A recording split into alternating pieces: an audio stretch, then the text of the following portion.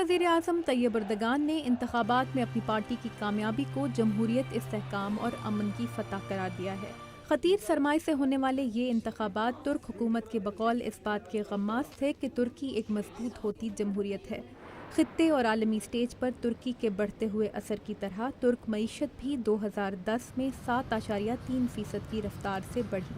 Turkey is at the peak level in its republican history. तुर्की अपनी तारीख के इंतहाई अहम दौर से गुजर रहा है। मईशत, जमहूरियत, सियासी इस्तेहकाम, पड़ोसी मुल्कों से ताल्लुकात और खारजा मैदान में यह तुर्की के लिए कामयाबियों का दौर है।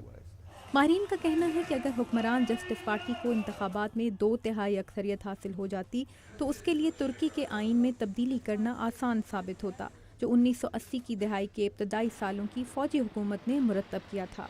This constitution is a product of that military period. ये आइन फौजी दौरे हुकूमत की पैदावार है, जिसे अपने ही लोगों की नस्ली तफरीक से खौफजदा होकर बनाया गया था।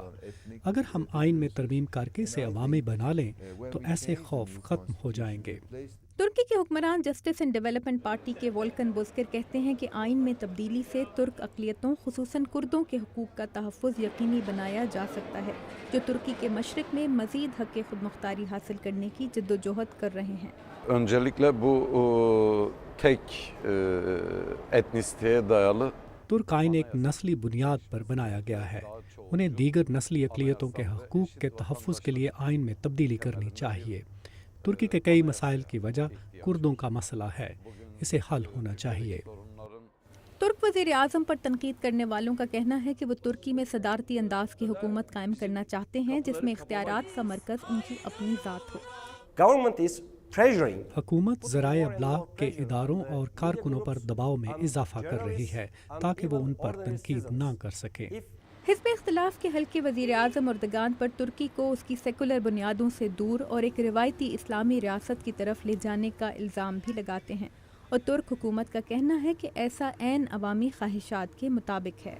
99.9% of the population is Muslims. 99% आबादी मुसलमान है। आप नहीं कह सकते हैं कि मुल्क सेकुलर है, इसलिए आपको हक नहीं कि मजहब को अहमियत दें।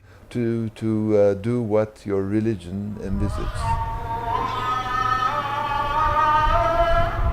मगरबी दुनिया तुर्की को एक ऐसा ताकतवर मुल्क समझती है जो मुसलमान मुल्कों से राब्तों में पुल का काम दे सकता है।